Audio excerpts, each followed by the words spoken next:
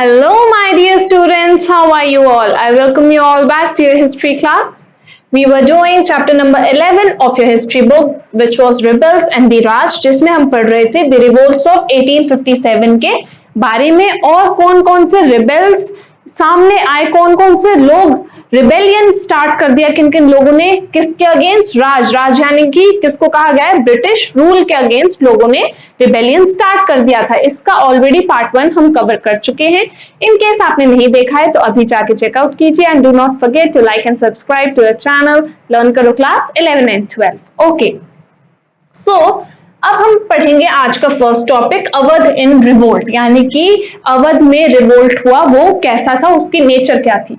In 1851, Governor General Lord Dalhousie described the kingdom of Awadh as a cherry that will drop in our mouth one day. अब जो Lord Dalhousie थे उन्होंने क्या कैसे describe किया था अवध को कि ये एक चेरी की तरह है जो किसी भी दिन हमारे मुंह में आके गिर जाएगी। मतलब अवध कभी भी हमारे कंट्रोल के अंदर आ सकता है। किसके कंट्रोल के अंदर? ब्रिटिश कंट्रोल के अंदर आ सकता है 5 years लेटर। और उसी के 5 साल बाद यानी कि 51 में उन्होंने ऐसा कहा था और 56 में the kingdom was formally annexed to the British Empire, और वो एक्चुअली अवध ब्रिटिश एम्पायर के अंडर आ गया। The subsidiary alliance had been imposed on Awadh in 1801, यानी कि 1801 में एक अलायंस का जो सिस्टम था वो अवध में लगा दिया था। By the terms of this alliance, अब ये अलायंस के अकॉर्डिंग क्या था?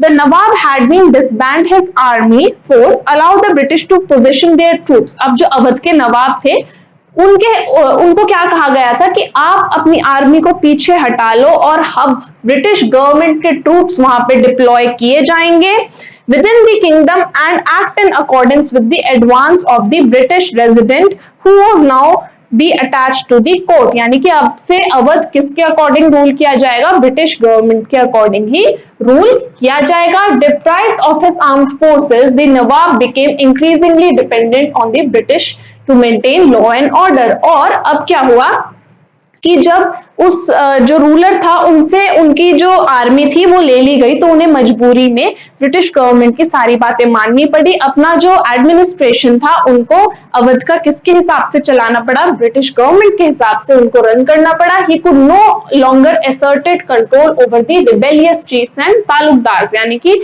जो भी रिबेलियस चीफ्स और तालुकदार्स थे जिनसे अब तक अवध के जो रूलर थे वो खुद डील करते आए थे, अब उन सबसे कौन डील करेगी? British government.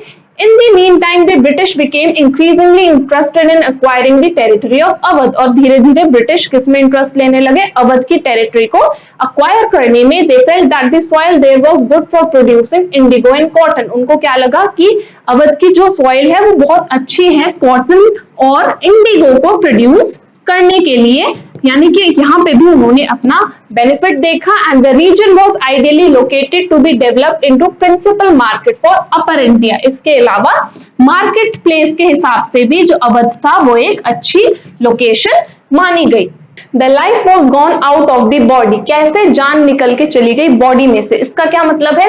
Lord Dalhousie's annexation created dissatisfaction in all the areas but nowhere more than that in the kingdom of Awadh. यानी कि जहां जहां लॉर्ड डलहाउसी जिन जिन एरियाज को एनेक्स कर रहे थे, कैप्चर कर रहे थे, किसी में भी इतना ज्यादा दुख या फिर रिसेंटमेंट नहीं देखा गया जितना ज्यादा कहां देखा गया? अवध में देखा गया, in the heart of North India, जो कि नॉर्थ इंडिया का हार्ट भी कहा जाता है। हियर नवाब वाजिद अली शाह, यानी कि जो अवध के नवाब थे, कौन? नवाब Wajid Ali Shah was the dethroned and exiled to Calcutta on the plea that the region was being misgoverned। यानी कि यहाँ से जो गवर्नमेंट थी उन्होंने यहाँ के जो नवाब थे उनको भगा दिया और उनको कहाँ भेज दिया? कैलकाटा भेज दिया कि आप जाके कैलकाटा संभालिए। अब the British government also wrongly assume that Wajid Ali Shah was an unpopular ruler, यानी कि उनको लगा ब्रिटिश गवर्नमेंट को कि अवध में जो रूलर है वाजिद अली शाह उनकी चलती नहीं है, वो अनपॉपुलर है। On the contrary he was widely loved, जबकि ऐसा नहीं था, जबकि अवध के लोग उनको बहुत प्यार करते थे। When he left his beloved Lucknow there were many who followed him, यानी कि जब वो अवध से गए तो ऐसे बहुत सारे लोग थे जिन्होंने उनको फॉलो किया। All the way to Kanpur singing songs of lament, one folk song wooed the honorable English came and took the country अंग्रेज बहादुर ए मुल्क ए लीन हो। The removal of the nawab led to the dissolution of court and its culture, यानी कि जब उन्होंने वहां के किंग को ही भेज दिया, नवाब को ही भेज दिया, तो ऑब्वियसली वहां की जो किंगडम थी वो भी ब्रेक डाउन हो गई, उनका कल्चर भी ब्रेक डाउन हो गया। Thus a whole range of people, यानी कि जितने भी उनके कोर्टियर्स थे, जिनमें musicians, dancers, poets, artisans, cook, retainers, administrative officials, सभी लोगों का जो लाइवलीहुड था वो चला गया, उन्होंने अपना लाइवलीहुड खो दिया था। अब बात करेंगे किसकी? Firangi Raj and the end of the world, यानी कि फिरंगी राज की वजह से कैसे this world came to an end. Basically India, यहाँ पे वर्ल्ड का क्या मतलब हो रहा है कि इंडिया से ही यहाँ पे मतलब है कि कैसे जो इंडिया धीरे धीरे ब्रेक डाउन होता जा रहा था, इंडिया की गवर्नेंस ब्रिटिश राज की वजह से। In different ways, people came to identify Firangi Raj with the end of their world, यानी कि धीरे धीरे जहां जहां पे भी ब्रिटिश रूल फैल रहा था, लोगों को क्या लग रहा था कि हमारी जिंदगी खत्म हो रही है, our world is coming to an end। The breakdown of things they valued, यानी कि जो भी चीजों की हम वैल्यू कर रहे थे वो सब हमसे छिनता जा रहा है। Respected and held dear, जो भी उनका करीब था, जो भी उनके डियर था, सब कुछ उनसे दूर होता जा रहा था। In Awadh, more than anywhere else, the revolt became an expression of popular resistance to an alliance order, यानी कि अवध में तो स्पेशली ये चीज सामने आ रही थी कि वो लोग बहुत ज्यादा रेजिस्ट कर रहे थे किसको? ब्रिटिश रूल को। The annexation displaced not just the नवाब, अब एनेक्सेशन किसका? ब्रिटिशर्स का। ना सिर्फ नवाब को ही उसने डिस्प्लेस किया, बल्कि it also dispossessed the taluqdars of the region, बल्कि वहां के तालुकदार्स की भी अब चलनी बंद हो गई थी। Before the coming of the British, taluqdars maintained armed retainers, यानी कि ब्रिटिशर्स के आने से पहले जितनी भी आर्मी और जो आर्म्ड रिटेनर्स होते थे उनको तालुकदार से संभालते थे। उसके अलावा वो फोर्ट्स बिल्ड करते थे और एक बहुत ज्यादा ऑटोनॉमी एंजॉय करते थे, काफी रिस्पेक्ट होती थी उनकी। लेकिन ब्रिटिशर्स के आने के बाद ये सब चीजें भी तालुकदार के हाथ से चली गई, उनकी पोजीशन काफी ज्यादा कम हो गई थी, उनकी इंपॉर्टेंस धीरे धीरे कम होने लगी थी। The British were unwilling to tolerate the power of the taluqdars, यानी कि ब्रिटिशर्स को ये चीज बिल्कुल भी मंजूर नहीं थी कि वो तालुकदार्स के अंडर रह के काम करें। Immediately after the annexation, the taluqdars were disarmed and their forts destroyed। जैसे ही ब्रिटिशर्स ने एनेक्स किया, उन्होंने सबसे पहले तालुकदार्स पे अटैक किया और उनकी ऑटोनॉमी को कैप्चर करने की कोशिश करी। कैसे? उनके फोर्ट्स उनसे ले लिया और उनके जितने भी आर्म्स और आम्यूनेशंस थे, वेपन्स थे, वो भी उनसे छीन लिए। The British land revenue policy further undermine the position and authority of the taluqdars. अब तक तालुकदार्स की चलती आ रही थी लैंड रिफॉर्म्स को लेके या फिर लैंड रेवेन्यू पॉलिसी को लेके, लेकिन ब्रिटिशर्स ने नई रेवेन्यू पॉलिसी यहाँ पे एम्प्लॉय करती थी, जिसकी वजह से तालुकदार्स की पोजीशन और ज्यादा कम हो गई थी। The taluqdars of the southern Awadh were the hardest hit and some lost more than half of the total number of villages, यानी कि सबसे ज्यादा जो इस चीज का जो असर हुआ था वही तालुकदार्स पे हुआ था। कुछ के तो विलेजेस भी उनके हाथ से चले गए, दे हैड प्रीवियसली हेड, जो कि उनके पास पहले थे। British land revenue officers believed that by removing taluqdars, अब ब्रिटिशर्स क्यों रिमूव कर रहे थे तालुकदार से? इतनी प्रॉब्लम थी क्यों ब्रिटिशर्स को? क्योंकि ब्रिटिशर्स को ऐसा लगा कि अगर हम तालुकदार्स को हटा देंगे then they would be able to settle the land with the actual owners of the soil। तो हम डायरेक्टली बात कर पाएंगे किससे? Actual owners of the soil से हम बात कर पाएंगे। Thus reduce the level of exploitation of peasants। उनको ऐसा लगा कि हम peasants का जो ऑपरेशन है, जैसे जमींदार होते थे वो मिडिलमैन के काम करते थे, ऐसे ही यहाँ पे तालुकदार होते थे जो कि मिडिलमैन की तरह चलते थे। तो इसीलिए तालुकदार पे उन्हें इतना गुस्सा आ रहा था कि इनको ब्रिटिशर्स को, वो चाहते थे कि ये जो मिडिलमैन है, ये जो तालुकदार है, ये हट जाए और हम डायरेक्ट कॉन्टैक्ट करें किससे? पीजेंट्स के साथ, while increasing revenue returns for the state, ताकि वो हमारे लिए ज्यादा से ज्यादा रेवेन्यू अर्न कर पाए। But this did not happen in practice, लेकिन ऐसा हुआ ही नहीं। Revenue flows for the state increase but the burden demand of the peasants did not decline. Revenue तो बढ़ रहा था स्टेट के लिए, लेकिन जो पीजेंट्स पे बर्डन था, जो कि तालुकदार्स के टाइम पे था, वो अब ब्रिटिशर्स के टाइम पे भी वैसा का वैसा ही रहा। The disposition of taluqdars meant the breakdown of an entire social order, यानी कि तालुकदार के जो डिस्पोजिशनिंग थी, इसका क्या मतलब था कि पूरे सोशल ऑर्डर का ब्रेकडाउन हो जाना।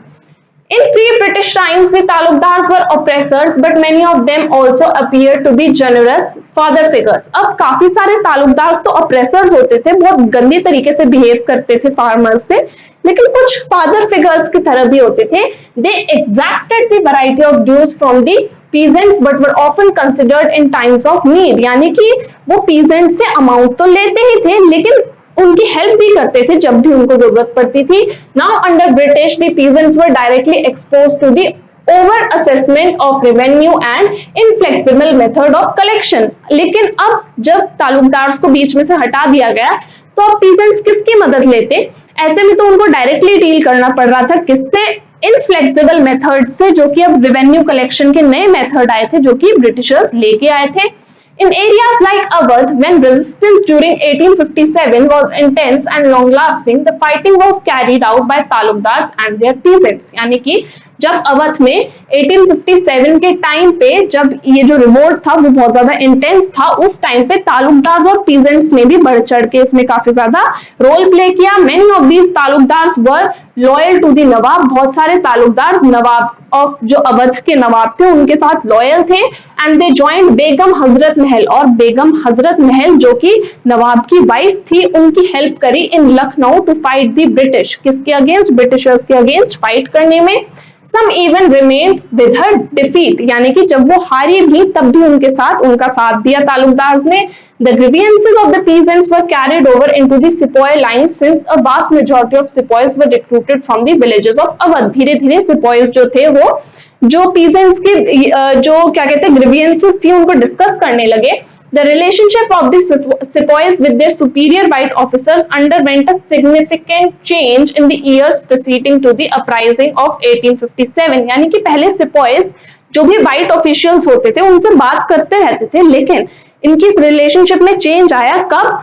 जब अपराइजिंग हुई ऑफ 1857 की अपराइजिंग के बाद. दे wrestled with them, fenced with them and went out hawking with them. यानी कि धीरे धीरे जो सिपॉइज थे वो व्हाइट मैन की कंपनी एंजॉय करने लगे, उनके साथ रेसलिंग करते थे, बाहर घूमने जाते थे, फेंसिंग करते थे. In 1840s this began to change. लेकिन 1840s में ये सब बदलने लगा. तो officers developed a sense of superiority. British officers में एक सुपीरियरिटी की सेंस आ गई and started treating sepoys as their racial inferiors. और रेशियल डिस्क्रिमिनेशन वो करने लगे किसके साथ? सिपॉइज के साथ. Riding roughshod and their sensibilities, यानी कि वो क्या कर रहे थे, उनकी जो सेंसिटिविटी की फीलिंग थी वो खत्म हो गई. किसके अगेंस्ट? सिपॉइज के against. Abuse and physical violence, इसके साथ साथ वो उनको अब्यूज करने लगे, उनके साथ फिजिकल वायलेंस करने लगे, और ये बहुत ज्यादा कॉमन हो गया था सिपॉइज के साथ होना. Trust was replaced by suspicion. धीरे धीरे वो सिपॉइज पे शक करने लगे थे. The episode of greased cartridges was a classic example of this. और ये सब कब से शुरू हुआ? जब ग्रीस्ड कार्ट्रिजेस वाला एपिसोड जो हुआ था उसके बाद तो वो बिल्कुल ट्रस्ट ही नहीं करते थे सिपॉइज. किस पे? ब्रिटिश ऑफिशियल्स पे. The fears of sepoys about the new cartridge, their grievances about leave, their grouse about the increasing misbehavior and racial abuse. अब ये जो कार्ट्रिजेस वाला एपिसोड हुआ वो उसके बाद जो उनके साथ इतना बुरा बिहेवियर हुआ, वो जो पीजेंट्स के साथ हो रहा था वो ऑपरेशन, प्लस उसके साथ जो उनको अब्यूज किया जा रहा था वो, उस सब के बाद जो ऑफिसर्स और जो सिपॉइज के बीच में जो अच्छे रिलेशनशिप थे खराब होने शुरू हो गए थे. Everywhere peasants poured into towns and joined the soldiers and ordinary people. यानी कि अब तक तो सिर्फ ऑर्डिनरी पीपल और सिपॉइज ही ब्रिटिशर्स के अगेंस्ट थे, बट अब पीजेंट्स भी उनके अगेंस्ट हो गए थे in collective acts of rebellion, और इन्होंने रिबेलियन करना स्टार्ट कर दिया था. And with this we come to an end of today's session. I hope आपने हमारा आज का ये सेशन एंजॉय किया होगा. लर्न करो के प्रीमियम सब्सक्रिप्शन में आपको मिलती है live classes from any time anywhere. आप कहीं से भी हमारी लाइव क्लासेस एंजॉय कर सकते हैं. उसी के साथ साथ आपको सारा स्टडी मटेरियल पीडीएफ की फॉर्मेट में अवेलेबल करवा दिया जाता है, तो आपको नोट्स की टेंशन लेने की बिल्कुल भी जरूरत नहीं है. अगर आपको अकेले पढ़ने में बोरिंग या मोनोटोनस फील होता है, then don't you worry, because हमारे यहाँ हम आपको एक पीयर ग्रुप में एनरोल कर देंगे जहां पर आप अपने दोस्तों के साथ बैठकर आराम से पढ़ाई कर सकते हैं. हिस्ट्री के आंसर्स कैसे लिखने हैं, आंसर्स को कैसे लेंथ देनी है, कितने मार्क्स क्वेश्चन में कितना शॉर्ट या कितना लेंथी आंसर लिख के आना है, इस तरीके के आपके सारे डाउट्स क्लियर हो जाएंगे मेरे साथ इसी प्लेटफॉर्म के ऊपर. हमारा जो ऑफिशियल ऐप है लर्न करो द लाइव लर्निंग ऐप, उसको डाउनलोड कीजिए, हमें टेलीग्राम पर भी ज्वाइन कीजिए। इसी के साथ इस चैप्टर का पार्ट 2 यहीं पे खत्म होता है। इसके नेक्स्ट पार्ट में हम पढ़ने वाले हैं व्हाट रिबेल्स वांटेड, कि रिबेल्स क्या चाहते थे। And now I shall see you in the next class, till then take care, bye bye.